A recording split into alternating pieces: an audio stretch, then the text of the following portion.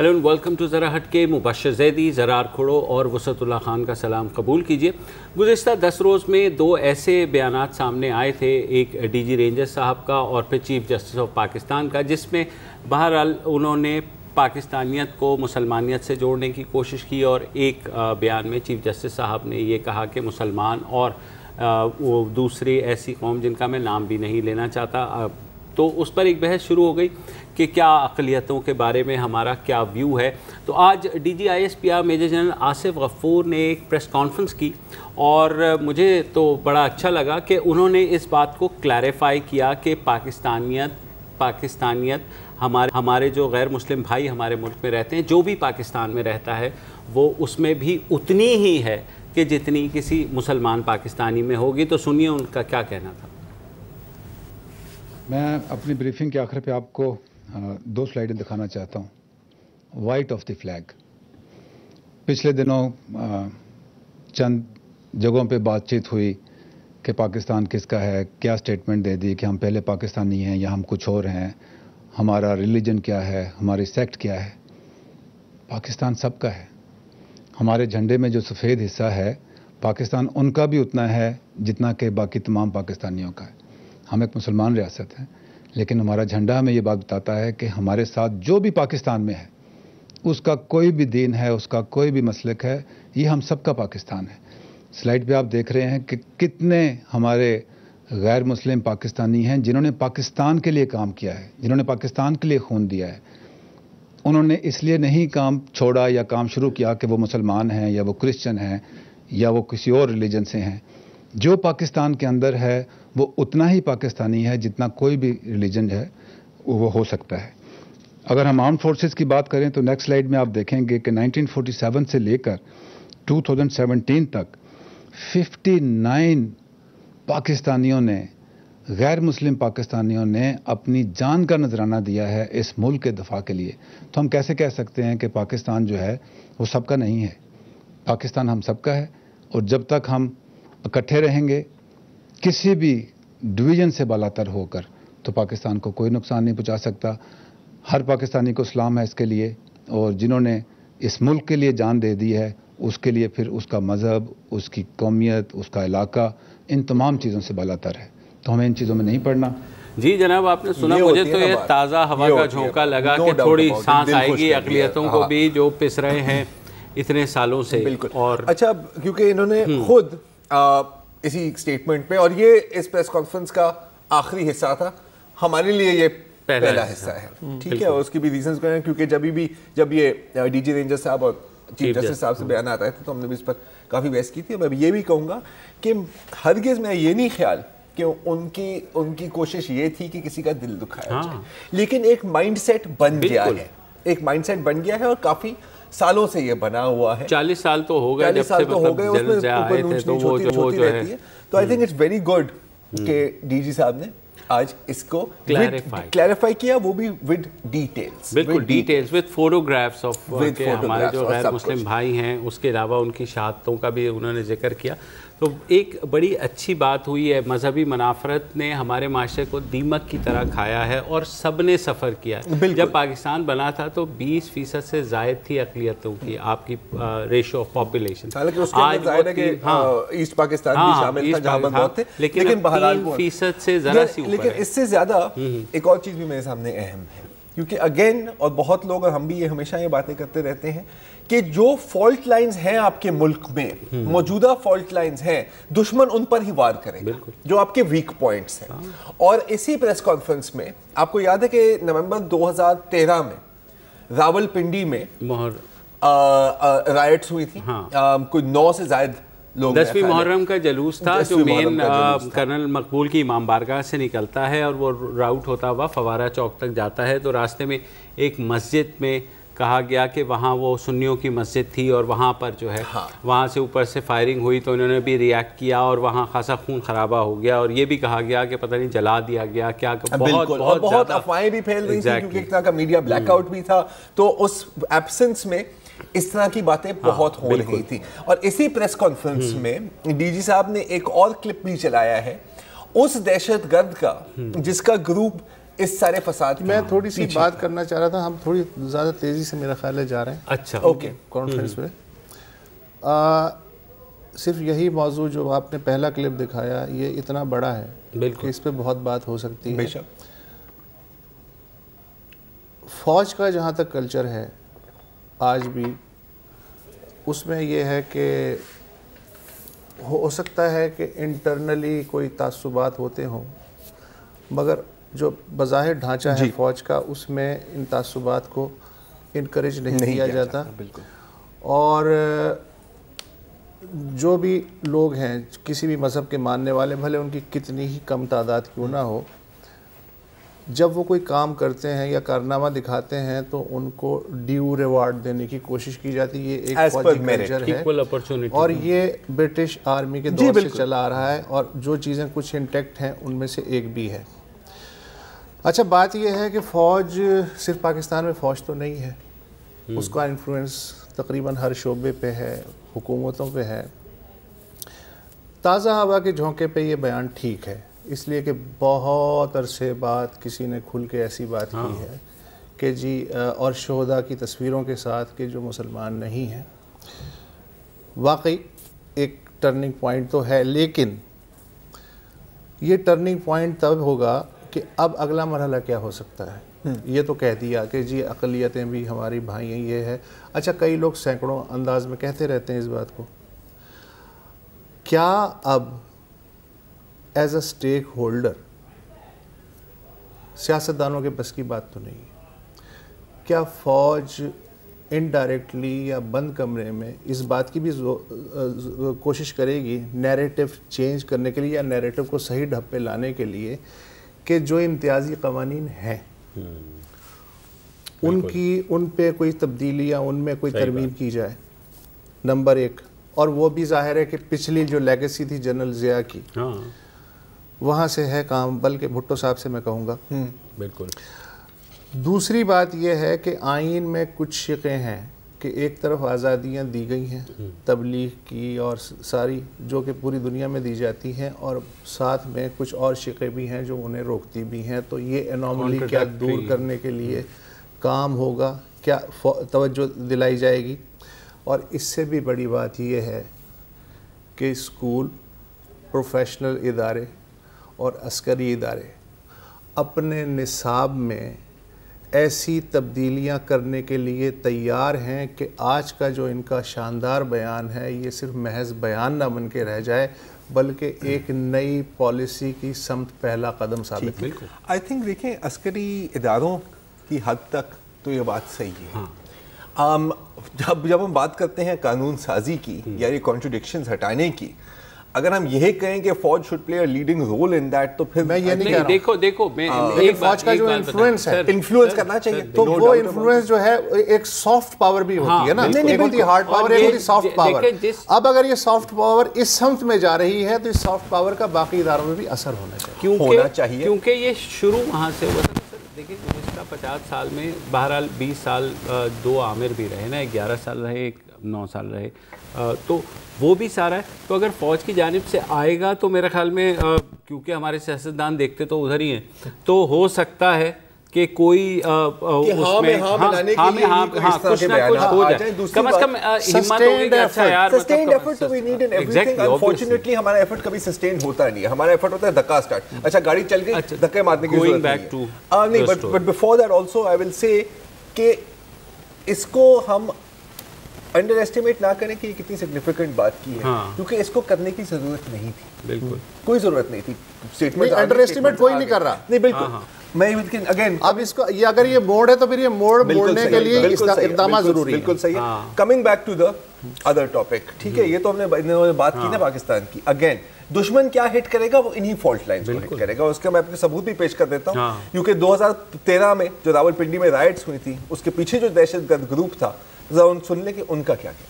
और ये TTP Bajaur group का था कि बारम को काला कपड़े पहन और आजा बाजार मदरसे में कार्रवाई करो कि हालात खराब हो जाएगी, शियो सुन्नी लड़ेगा आपस में। छुट चौक में मशवरा किया, सब अब्दुल रज़ाक के घर में इकट्ठा हो गया। अब्दुल रशीद अमीर था, उसने अमर दिया, उधर से शिना ने रिक्शे में लाया, 2 चक्कर लगाया रिक्शे में, चकला पुल तक लाया। जब हम कार्रवाई के लिए पहुंच गया राजा बाजार, तो जुमे का टाइम था, 8 लोग हम इकट्ठा हो गए उधर मदरसे में, इकट्ठा हो गया, मशवरा किया। फिर हम मदरसे में जो गया अंदर, आधा लोग ऊपर मंजिल में गया, आधा नीचे मंजिल में गया। हम गेट में खड़ा था, मैंने 2 बंदों को छुरी मारा, बाहर नहीं आ जाओ। 2 बंदों शिना नीचे गेट में खड़ा था, बाकी लोग अंदर गया, मदरसे के अंदर गया था। फिर शिना मैंने तेल लाया, उधर से आग लगाया। उस वक्त शियों का जुलूस पुआरा चौक के करीब था, आग लगाया, वो फायरिंग शुरू हो गया। फिर उधर से हम निकल गया, छुड़ चौक पर पहुंच गया, बस अपना अपना कामों में चला गया। आपने देखा जी कि ये जो क्यों वो साहब, मतलब पहली दफ़ा वो चीज़ भी सामने आ गई कि ये जो सारा फ़िरका वारियत है वो इसी तरह ही लड़वाया जाता है। देखिए अगेन 2013 में ये वाक़या हुआ था ना, 14, 15, 16, 17, 4 साल बाद ये वीडियो जारी हुई है। क्या ही अच्छा होता ज़रा पहले जारी हो जाती। ये मेरे ख्याल में पकड़ा गया है ना, डिपेंडिंग ऑन के पकड़ा कब गया है। ये वजाहत की क्या उन्होंने, जी पकड़ा गया। उन्होंने ये हाल ही में पकड़ा गया है ना। फिर मैं माफी सारा जो है। देखिए दूसरी बात ये भी है, हाँ, सन त्जू जो हमारे गुरु हैं, art of war, art of war के 2 असूल हैं। सबसे पहले अपने आप को जानो और अपने दुश्मन को जानो। ये जो व्हाइट इन द फ्लैग वाली बात की है ना, ये है कि आप अपने आप को जाने कि आप असल मायने में हैं क्या। बिल्कुल। जो जो दूसरी बात की है कि आप दुश्मन को जाने कि उनकी क्या मंसूबे, उनकी क्या कार्रवाइयाँ होंगी। सही बात। So this एक is it. थोड़ा वक्फा लेते हैं, क्योंकि मेरे भाई के माइक के साथ कोई इशू, ये बहुत छेड़ता रहता है। बस ये मेरी बोलती बंद कराने हाँ, की चीजें हैं यार। तो एक छोटी सी ब्रेक लेते हैं, फिर वापस आते हैं।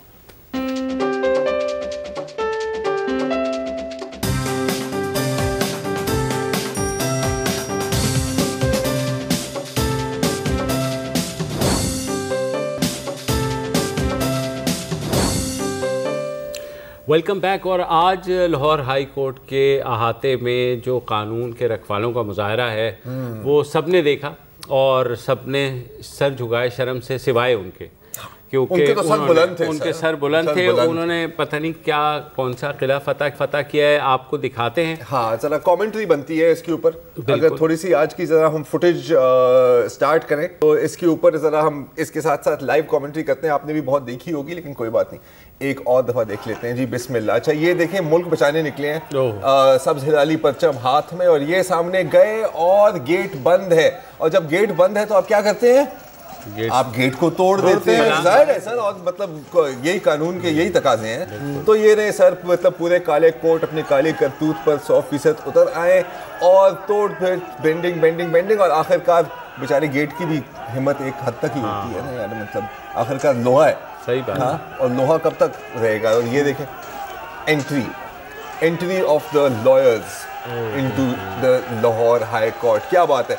अब अगर कोई और कर रहा होता, आज़म के सामने तो लोहा भी हथियार डाल, ये चीज। और अब देखें, अब वो कह रहे हैं कि नहीं यार सॉरी, काफी मेला काम, पसीना हो गया, गेट तोड़ते हुए थोड़ा सा नहा ले। लेकिन इनको अच्छा नहीं लगा। इन्होंने कहा यार आप पानी जाया कर रहे हैं, तो उन्होंने कहा कि हम पानी का जवाब देंगे और साइड पत्थर। और ये आ गए जी, ये पथराव हो रहा है और पत्थर ज्यादा ऊपर नहीं जा रहे, क्योंकि मेरा ख्याल है कि शायद ये जो कोर्ट होता है ना, काला कोर्ट, उसमें वो पूरा बोलिंग एक्शन नहीं आती। फिर ये देखें, अब ये chief justice Lahore high court का पुतला अपनी तरफ से। अच्छा, यहाँ पर हमने इस वीडियो को म्यूट कर दिया है।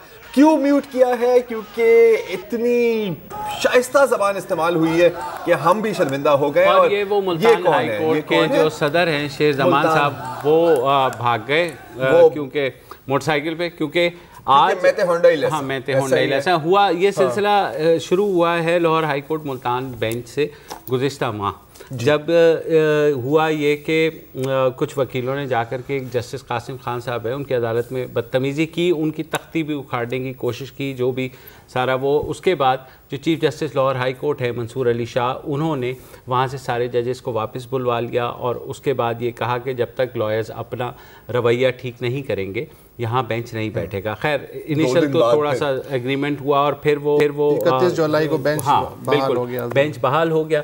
लेकिन फिर दोबारा से वहाँ पे बदतमीजी शुरू हो गई, लेकिन समन किया गया। चीफ जस्टिस ने तौहीन अदालत का ये जो मामला था, इसके से निपटने के लिए 5 रुकनी कमेटी बुलाई। लेकिन ये जो वकला थे जिन पे तौहीन अदालत का इल्ज़ाम था, शेर जमान कुरैशी और इनके साथी, ये वकला इस कमेटी के सामने पेश नहीं हुए तो उसके बाद बाइकआउट कर दिया, तौहीन अदालत की कार्रवाई शुरू हुई। हाँ। और फिर जिस पे वो नहीं आए, ना सिर्फ नहीं आए बल्कि कुछ दिन पहले चीफ जस्टिस मंसूर अली शाह की अदालत में कुछ वकला घुस गए जहां तौहीन अदालत की समाअत हो रही थी। और इस दौरान शेर जमान कुरैशी साहब जो सदर हैं और डिस्ट्रिक्ट बार मुल्तान के सदर मोहम्मद यूसुफ ज़ुबैर, उन्होंने सुप्रीम कोर्ट में दरख्वास्त दी। उन्होंने कहा सुप्रीम जुडिशल काउंसिल जो है chief justice Lahore high court को बरतरफ करे, क्योंकि उन्होंने मुल्तान बेंच का काम मुअत्तल करके आइन के आर्टिकल 209 के तहत इख्तियारात का गलत इस्तेमाल। आर्टिकल 209 तो कुछ भी नहीं है। ये वकील आइन का हवाला दे रहे हैं जिन वकला ने जो जस्टिस मोहम्मद कासिम जान है उनके साथ बदतमीजी की और फिर उन्हीं के साथ। अच्छा, लेकिन अगेन सॉरी, 5 उंगलियां बराबर नहीं होती, उसका ये मतलब नहीं है कि काला कोट हो तो काली भेड़ हो, क्योंकि ऐसे भी वकला हैं और ख़ासतौर पर सुप्रीम कोर्ट के काफ़ी एडवोकेट्स थे। जब ये पहले ये सिचुएशन हुई थी तो एक ख़त लिखा था एहतजाजी, जो काफ़ी अखबारों में भी आज भी एक खत आया, आज भी एक खत आया। 85 वकला हैं सुप्रीम कोर्ट के और साबिक जज, और उन्होंने एक ख़त जो है वो सुप्रीम कोर्ट बार एसोसिएशन को भेजा है जी। और उन्होंने ये कहा है जनाब कि वकला की हुल्लड़बाजी काबिल अफसोस है, हमें तो कानून की सरबुलंदी की मिसाल होना चाहिए। इस ख़त पे रज़ा काजिम, आबिद हसन मंटो, अनवर कमाल और अहमद वहीद खान, इन जैसे वकला के दस्तखत हैं। इस दौरान पाकिस्तान बार काउंसिल की तरफ से भी एक जारी हुआ है बयान, और उसमें लफ्ज़ गुंडागर्दी, हुलिगनिज़्म का लफ्ज़ इस्तेमाल करते हुए कहा गया है कि इस गुंडागर्दी से न सिर्फ कानूनदानों के इमेज को नुकसान पहुँचा है बल्कि इंसाफ की फरहमी का निज़ाम भी ख़तरे में पड़ गया है। कानून की हुक्मरानी और अदलिया की आज़ादी के दावेदार वकला बरादरी से दीगर तबक़ात पे ज़्यादा जिम्मेदारी। इसके साथ साथ सोशल मीडिया पर भी एक कैंपेन चली है, advocates for rule of law, और बहुत वकला ने इसकी मजम्मत की है और कहा है कि we will also protest against these lawyers. उनमें से एक वकील हैं फैसल नकवी साहब जी, जो पहले भी हमें ज्वाइन किया था, इसी में आज भी हमें ज्वाइन कर रहे हैं लाहौर से। अस्सलाम वालेकुम फैसल। यार ये सब कुछ देखकर हमें लगा टिपिकल मीडिया वाला सवाल आपसे पूछूंगा, आपको कैसा महसूस होता है? देखिए, आज का दिन तो बहुत शर्म का दिन है हम सब वकला के लिए। ये ऐसा मौका है जो कि कभी होना नहीं चाहिए था। जो ये मामला है इसको पहले ही निपटा लेना चाहिए था, लेकिन सबसे बड़ी बात यह है कि किसी वकील को ये वारा नहीं खाता कि वो आके कहे कि जी मैं अदालत के सामने पेश नहीं होता, कोई भी वजह हो। हम सब जो है हम अदालत के अफसर हैं, कोर्ट के ऑफिसर्स हैं, जिस तरह के हमें सिखाया जाता है। तुम्हारा सबसे पहले हमारे पे ये लाजिम है कि हम जाके अदालत में पेश हों। ये कहना कि जी क्योंकि मैं मुल्तान बार का सदर हूँ इसलिए मेरे पे मेरी इज़्ज़त गवारा नहीं देती कि मैं जाके पेश हूँ, ये तो बिल्कुल नहीं समझ आती कि एक ऐसी बात है। और जो दूसरे जो नौजवान वकील हैं जिन्होंने जाके शोर किया, और इतने ज़्यादा भी नहीं थे, ज़्यादा ज़्यादा क्या 150-200 लोग थे जिन्होंने जाके पूरे मुल्क में जाके पूरे लाहौर में ये हंगामा किया, उनकी वजह से ये हुआ है। वरना इतने ज़्यादा बाकी ज़्यादातर जो वकला हैं वो तो इस मामले के ख़िलाफ़ हैं और ये हुलिगनिज़्म के ख़िलाफ़ हैं, और वो चाहते हैं कि जी जो इंसाफ का निज़ाम है वो चलता रहे।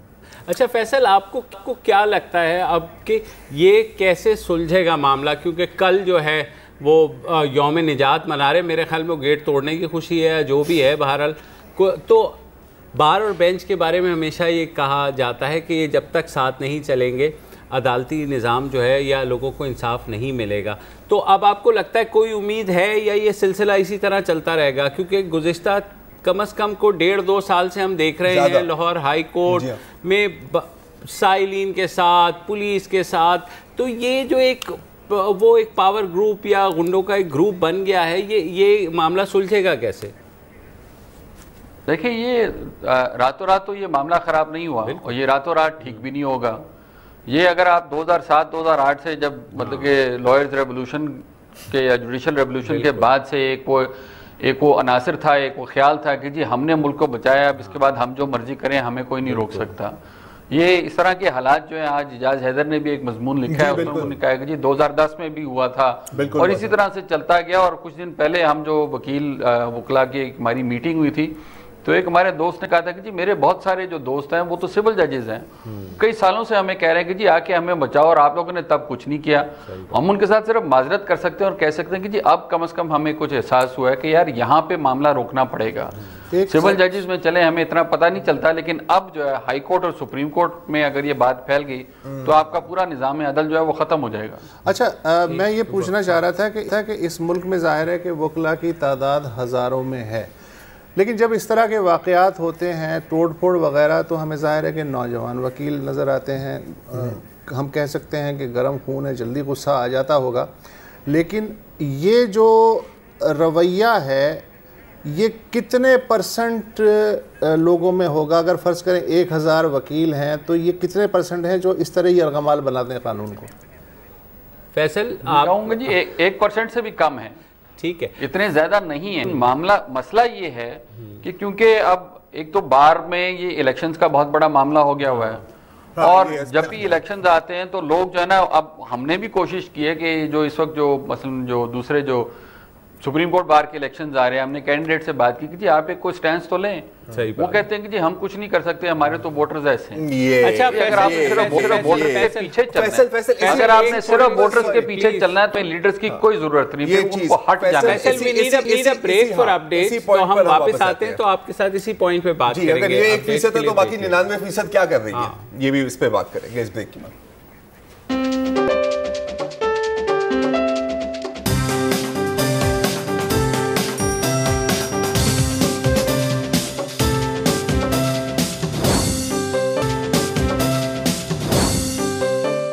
वेलकम बैक जी। बात हो रही है वकला गर्दी की। हमारे साथ हैं फैसल नकवी साहब, एडवोकेट। फैसल साहब, आपने अभी कहा कि ये जो वकला हैं जिनकी परफॉर्मेंस हमने आज देखी है लाइव, ये 1% है, तो बाकी फिर 99% तो बचे। मसला ये है कि उन 99% में भी सिर्फ शायद 1% ही होगा आप जैसे, या आबिद मंटो या अहमद वहीद खान जैसे, जो इनकी मजम्मत करते हैं। उस 99% के जो 99% है, जो खामोश है, साइलेंट मेजॉरिटी, जब तक वो नहीं बोलेंगे तो कुछ होने वाला तो नहीं है यहाँ पे। फैसल, आपकी बात तो दुरुस्त है, जब तक हम सामने नहीं आएंगे, और इसीलिए हमने इस दफ़ा जो है, हमने पहले एक मजम्मती बयान भी शाया किया है, उसके बाद कुछ ने दूसरों के साथ मिलकर हमने एक ख़त भी भेजा है, क्योंकि वरना होगा ये कि जब तक हम चुप रहेंगे तो लोगों का ख्याल है कि जी सारे वकला जो हैं वो इसकी हिमायत में हैं। तो हम ये दिखाना चाहते हैं दुनिया को कि जी सारे वकला ये नहीं चाहते, हम वकला गर्दी नहीं चाहते।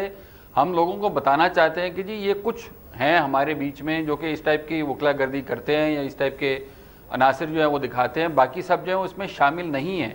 और अगर हम नहीं बोलेंगे तो फिर इस तरह से मामला खराब होता रहेगा। अच्छा, क्योंकि देखिए बार एक बहुत मजबूत एक बरादरी है, वो हम सारे उसमें इकट्ठे हैं, और उसके खिलाफ बोलना जो है वो इतना आसान नहीं होता।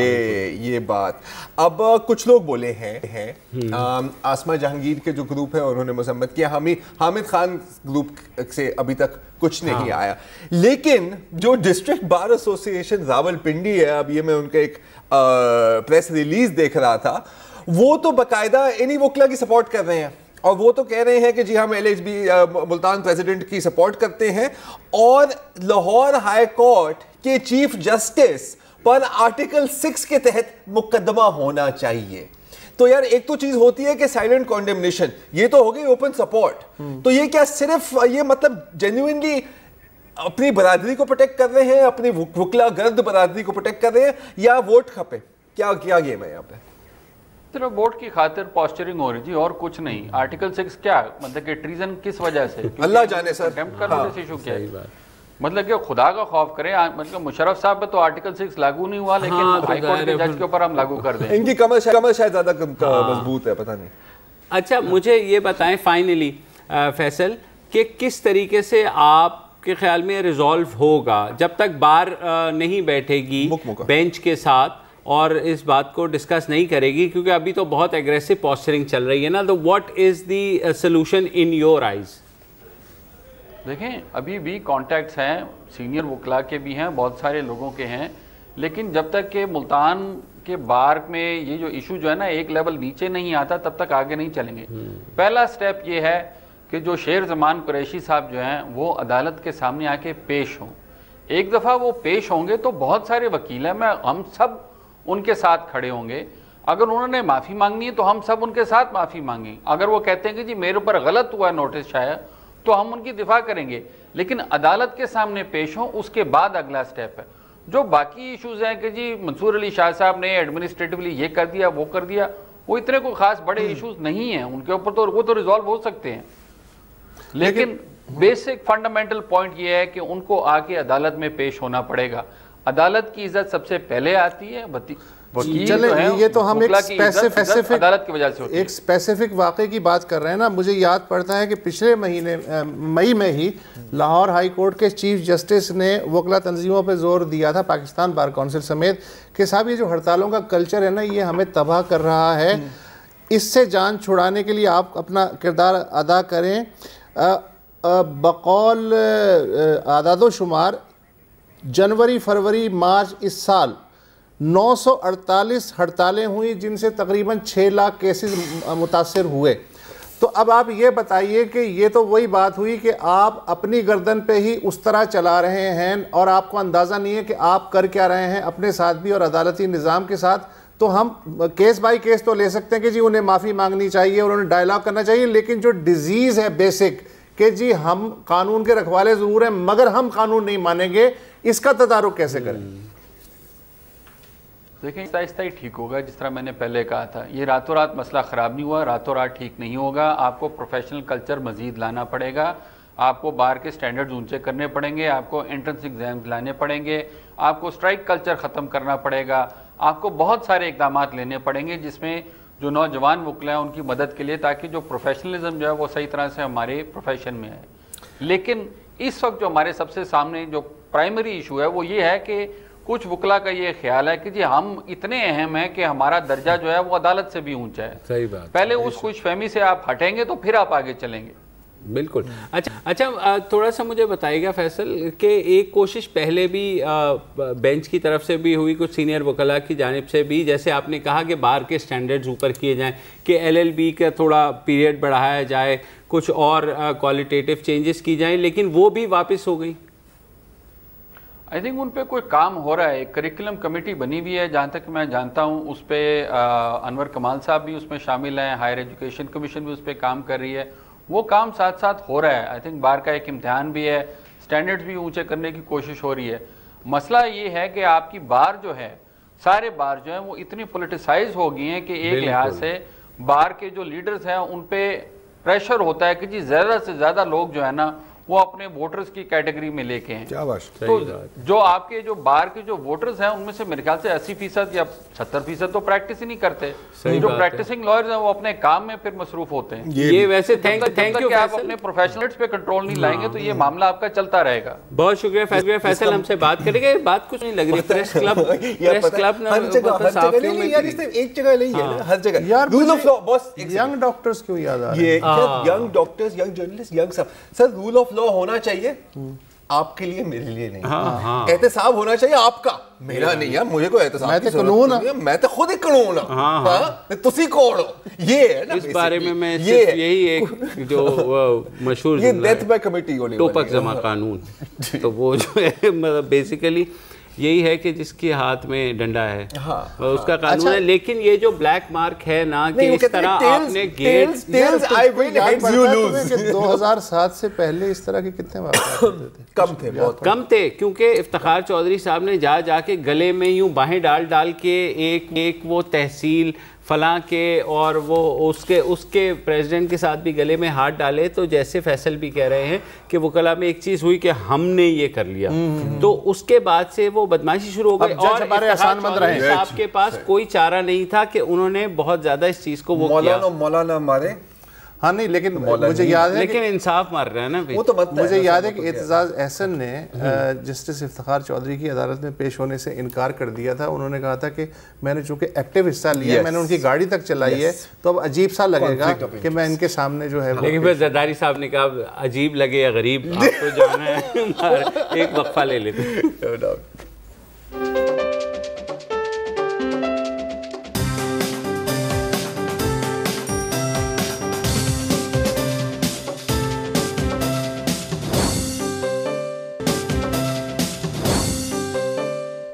Welcome back. और आखिर में कुछ कीचड़ अपने ऊपर भी।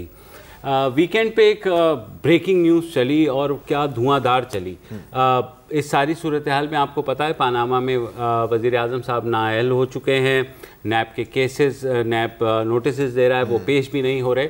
ऐसे में ख़बर आई जिसने आग लगा दी और हर चैनल सुबह से लेके शाम तक लाल रहा, और ऐसा लाल रहा कि क्या कोई दीप जला होगा।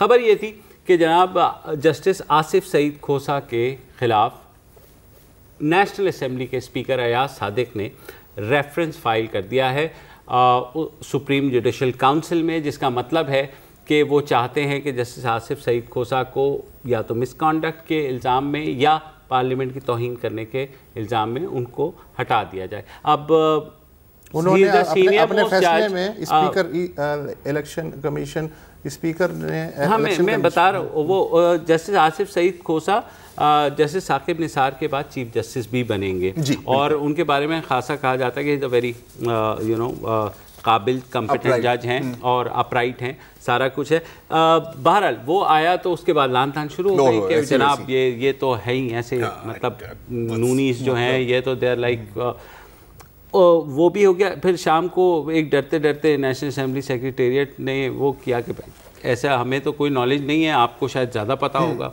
उधर से अटर्नी जनरल, क्योंकि प्रोसीजर ये होता है कि अगर किसी भी जज के ख़िलाफ़ आप रेफरेंस फाइल करें तो ऑटोमेटिकली नोटिफिकेशंस हो जाते हैं, क्योंकि अटर्नी जनरल जो है वो असिस्ट करता है। नोटिफिकेशन किसको जाती है? नोटिफिकेशन जाती है जजेस को, जो कि इसमें जो है सुप्रीम जुडिशल काउंसिल में चीफ जस्टिस, 2 सीनियर मोस्ट जज और 2 सीनियर मोस्ट हाई कोर्ट के जजेस are the member that constitute supreme judicial council. और अटर्नी जनरल जो है एक लेटर जाता है, एक लेटर जाता है कागज पे, हाँ कागज पे जाता है। मीडिया को ये एक्सक्लूसिव खबर कहाँ से मिली?